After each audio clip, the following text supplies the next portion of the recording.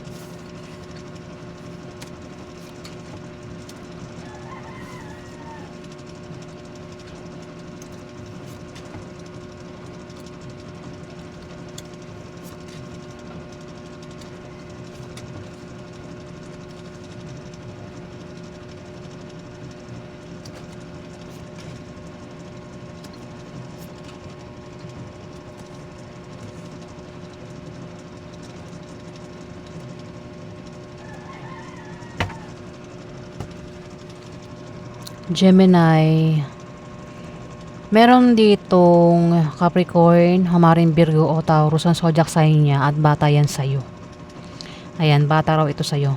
Pwedeng siya babae, lalaki, bakla o tomboy. Bata raw sa'yo, pwedeng yan ay asawa mo, kung lalaki kang Gemini.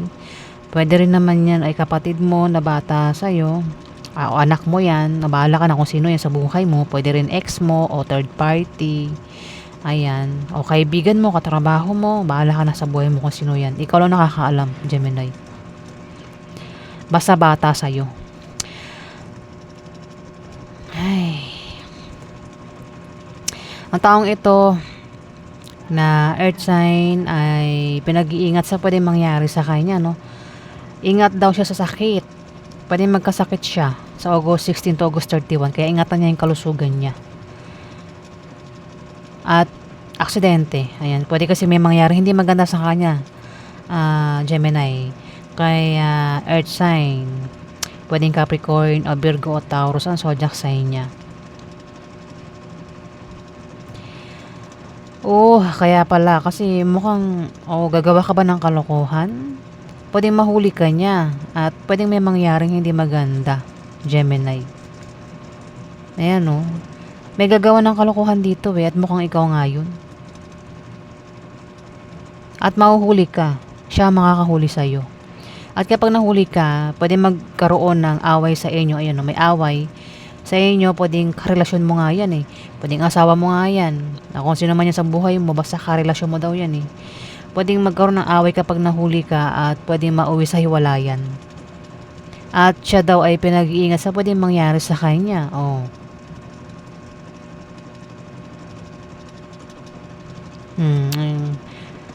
Kaya pinag-iingat siya. Pinag-iingat siya sa'yo. Ayan, Gemini. Kung lalaki kang Gemini, Pero sinasabi rito na wag mo raw siyang gagawa ng masama. Itong Capricorn, Virgo, Taurus na ito na bata sa'yo. Kasi pwedeng malasing ka, Gemini. Yan sinasabi ng card. May karma Karma yan, may karmic card dito.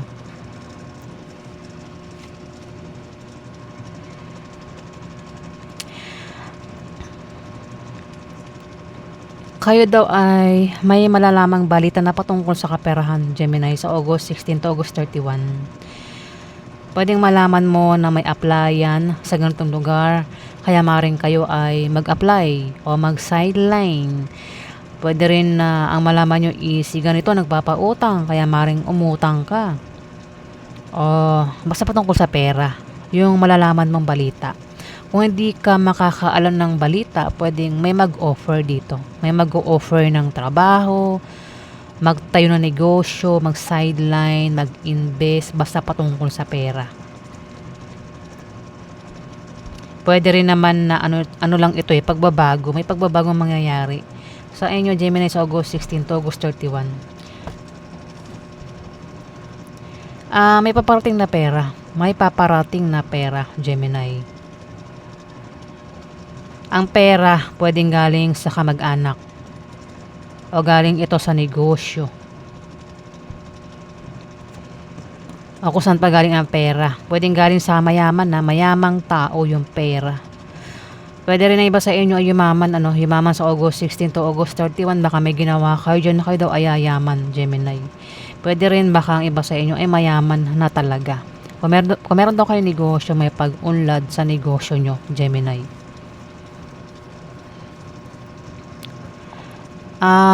May taong aalis dito magta-travel. Pwedeng ikaw yung aalis o siya yung aalis. Pwedeng puntahan ka niya o siya yung pupunta sa'yo.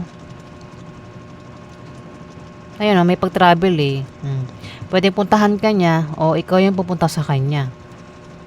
Pwede rin naman, ang taong aalis na ito is pwedeng may ka-deal, may ka-business deal, o maaaring ito ay lilipat ng bahay o bibili ng bagong bahay, Gemini. Pwede rin naman na iba ang dahilan ng pag-alis, travel. Dito, meron daw kayong kahirapang pinagdaraanan dito.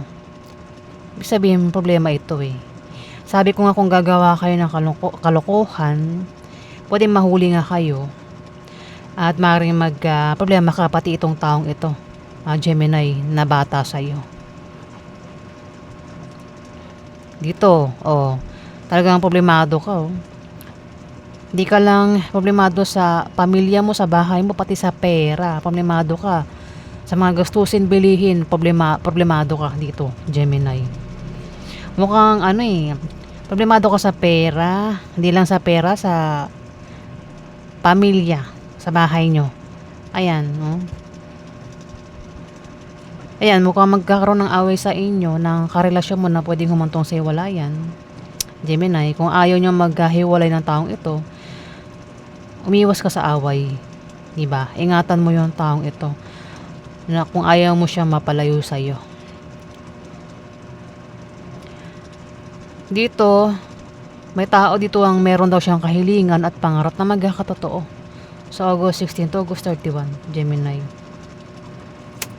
Pwedeng ikaw, hindi man ikaw, pwedeng isang Capricorn o maring Virgo o Taurus ang tinutukoy ko. Alamin pa natin.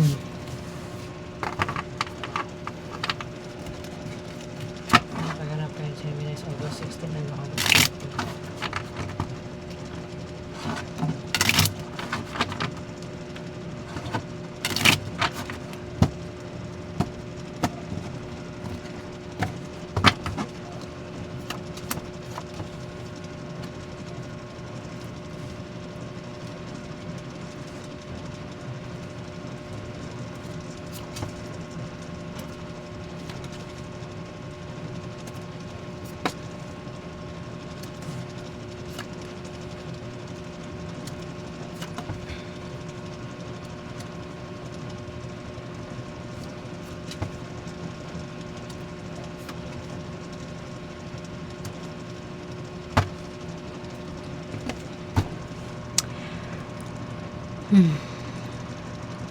Gemini, meron ditong Capricorn, Virgo o Taurus ang zodiac sign babae.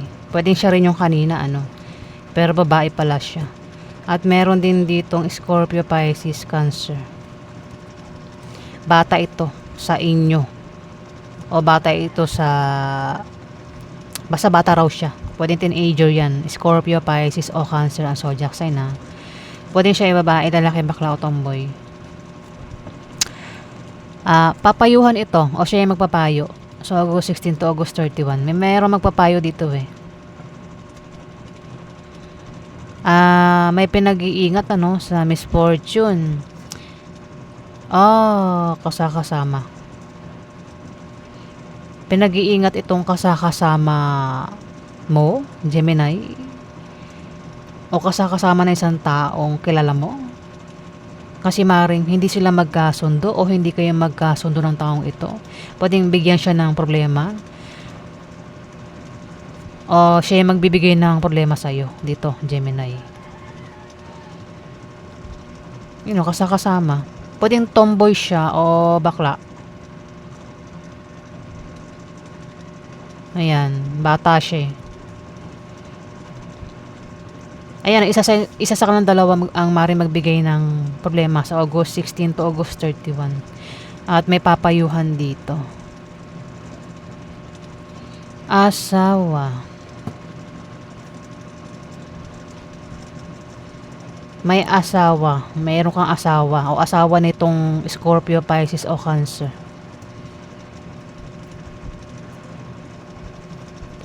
Baka isa lang yung asawa. Asawa nilang dalawa, no? Pwede rin baka ikaw yung asawa nitong isa tapos yung isa is third party mo, Gemini. Kasi ito, sabi ko nga, pwedeng siya ay babae, lalaki, bakla o tomboy. Nabanggit ko yung tomboy o bakla, di ba? Pwede rin yan ay babae nga o lalaki, ang kanyang kasarian. Dito, pwede magkaroon ng ng kasiyahan inuman party. Ayan, nasa August 16 to August 31, Gemini, para sa ibang Gemini. Pwede magkaroon ng kasal, binyag, dibo, inuman, out of town, basta kasiyahan. Pwede maimbitahan ka, pero kasi niya maganap, ikaw yung mag-iimbita dito.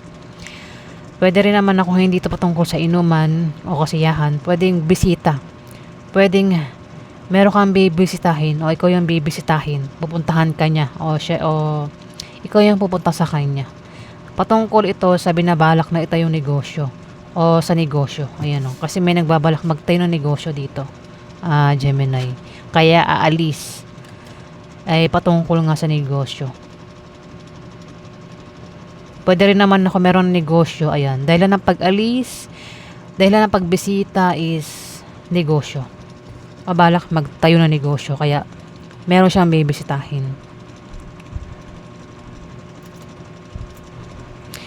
Ayan, may humihinang negosyo.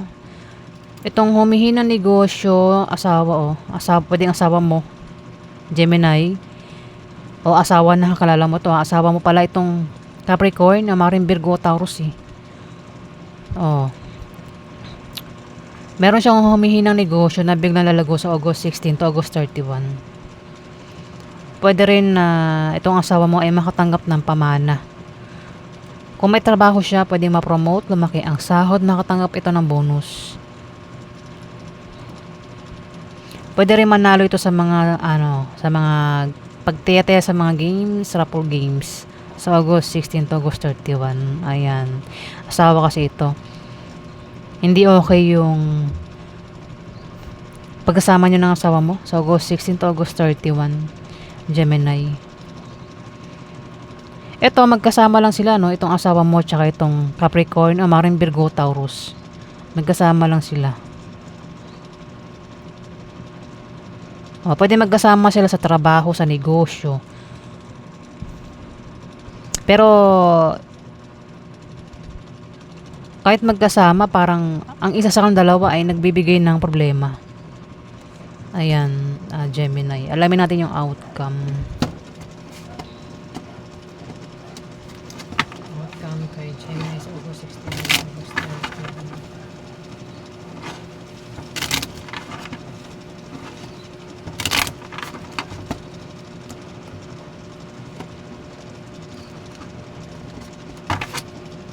Outcome kay Gemini sa August 16 to August 31.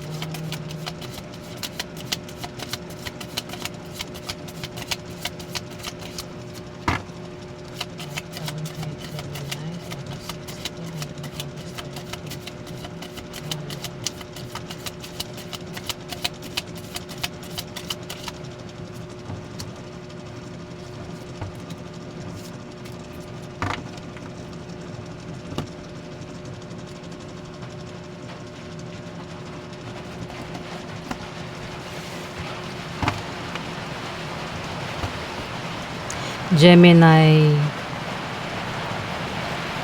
meron kang kasama sa August 16 to August 31 ang hindi mo siya kasundo talaga.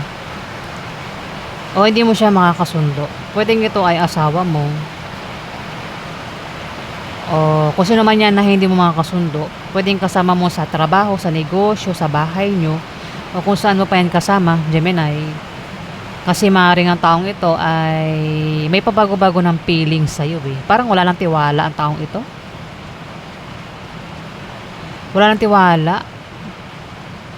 Pwedeng ikaw, kung di man ikaw, asawa mo. Kung asawa mo yan. O kung sino man ito na walang tiwala sa'yo.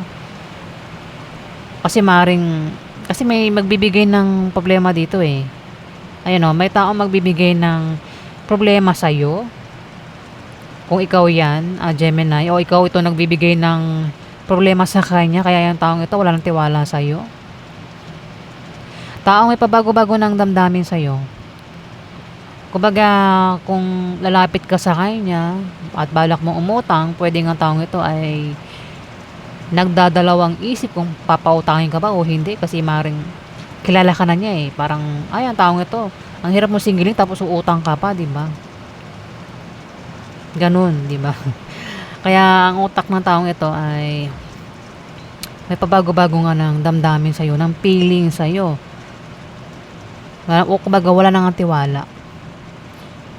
Pwede rin na ang taong ito is kapag malayo, itong taong ito na may pabago-bago ng feelings ang taong ito kapag malayo sa kanyang asawa o karelasyon, ito ay nagbubuhay single. Pwedeng nagpapaligaw pa ito o nanliligaw, Gemini. Hindi tapat sa kanyang karelasyon ang taong ito.